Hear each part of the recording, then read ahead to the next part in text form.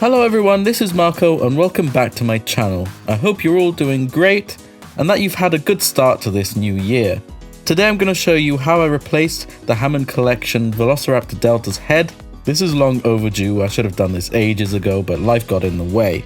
So I sculpted this replacement head for Thiratech to distribute. He modified it so we could put some glass eyes in it. This is dedicated to all those customizers who want a more screen accurate Delta figure. With a head sculpt that more resembles the dinosaur from the film, better glass eyes and better teeth, and a better jaw articulation. We already did Blue's version. The original Blue head had worse teeth. I like that Mattel went ahead and resculpted them and changed them up a bit to make them look a bit sharper. But a lot of people aren't happy with it anyway, as that cheaper generic jaw hinge really does affect the overall look. So these here are the replacement parts. As you can see, the eyes are hollow. So we can then insert these lovely, in quotes, glass eyes in. So let's go ahead and do that. So this eyepiece just slots in perfectly like that. All we have to do is just add a little bit of glue. So we'll do that and apply it in these areas here. Once that's glued in, we can see that the jaw fits right there and then the neck fits behind. And we're not going to glue those parts in yet because we want to paint the inside of the mouth first, and it's easier to access those areas when they're all still individual pieces without them being glued together. So I mixed some generic pink with acrylic paints and I'm applying that color to the inside of the mouth. That includes the tongue and the side jaw muscles right there, or membranes, whatever you want to call them, on the bottom jaw. Then we'll move on to the top jaw and do the inside of the mouth there too. So I hope you enjoy looking at this footage of me struggling to paint such small parts.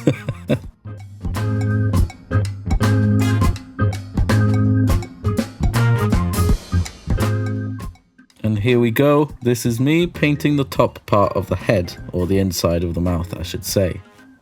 Now I make sure not to go over the teeth as much, as we're going to go over those with some off-white later on. I'm sorry if I might sound a little bit off, but I've had this migraine for over a week and I'm really struggling to record this video, but I love you guys too much to step away for too long from YouTube. But going back to the painting, I decided to go over this a couple of times just so the pink covers the grey quite well. So here we go, this is the top jaw and the bottom jaw with the pink paint in. Next we have to paint the teeth. So I grabbed some white acrylic paint and some yellow and mixed them in a bit to make off-white. And then grabbed a very small paintbrush, mixed in a little bit of water to make it a bit more runny, and then gently put the color on the teeth. So while I'm doing this, let's just have a little chat. So the reason why it's grey and not the green color is because it's a bit more of a generic base color. So you can use this for Charlie or Delta, but it was originally made with the same mix of resin as the blue head. And that grey there matches up with the blue figure. Also, I highly recommend you go and watch the video on how to tell apart the Raptor Squad Raptors. They're all quite different, and that will definitely help you understand how to paint these figures, how to tell the Raptors apart, and decide which replacement parts to use. Charlie and Delta have some crests on the snout that are a bit more pronounced, while Blue and Echo don't really have crests on the snout at all. Now what I find very weird is that Mattel gave the Hammond Collection Blue some crests on the snout, and then for Delta they just accentuated them the tiniest little bit, like the tiniest amount. So Mattel kind of know the difference between the Raptors, but also still gave crests to Blue, so I don't understand what's going on there. But there we go, that's the parts painted. Once everything's dry, just glue the back of the head to the neck. Make sure no glue goes on the hinge of the jaw. So for the next step, we just have to remove the old head. Apply some heat with a hairdryer or with some boiled water. Once it's hot enough, you could just pop the old head off. Let it all cool down, and then you could just pop the new one on with a bit of pressure. So there you go, that's what it looks like once it's put on. It all fits pretty well, so let's move on to painting the head. I color matched the body. I'm sorry I can't tell you which paints to use because I mix my own from scratch using primary colors. So if you want some more guidance, I recommend you contact Bradley or other customizers out there that use pre-mixed colors. Also, if you have a keen eye, you might have noticed that the color I mixed looks a bit too bright or light in color. It should be a bit darker, but once it dries, it does darken up a bit and it matches quite well. I'm just covering up pretty much the whole head. I'm leaving a tiny gap around the eyes just so I don't go over the eyes, and we're going to be painting that part with a different color anyway later on. I'll catch you in the next step.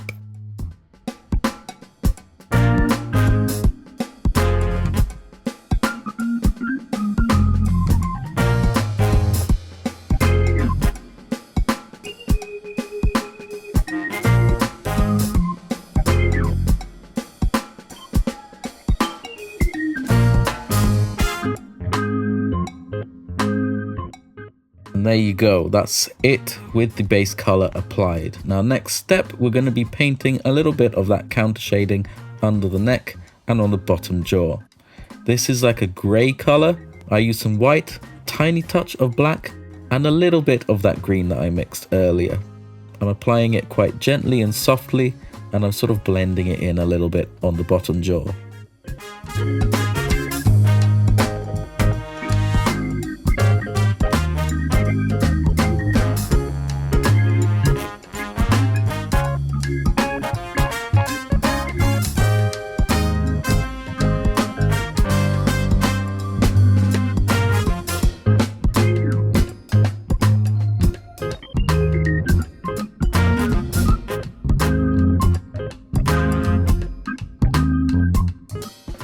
For this next bit, we're going to be painting in some missing patterns on the body and then painting the ones on the head and the neck.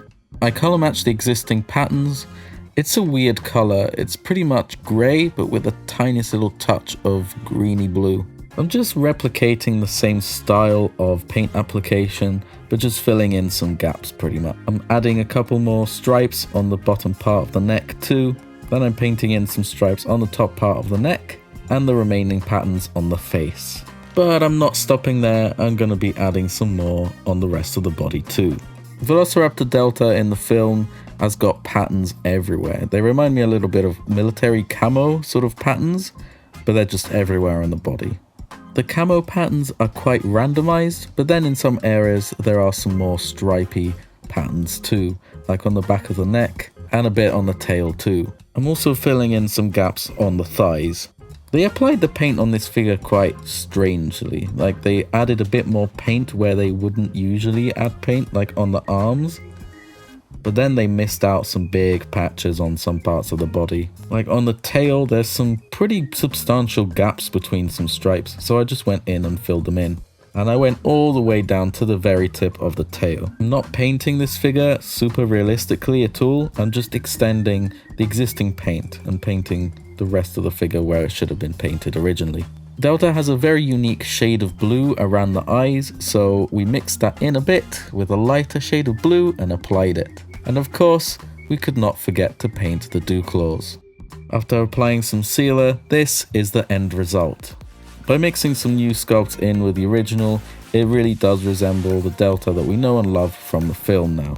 Just by adding a couple more paint apps here and there, filling in those gaps, and changing the head sculpt really makes quite a big difference. Again, I highly recommend you go and watch that How to Tell the Raptor Squad Raptors Apart video. It really helps with appreciating the Raptor designs a lot more.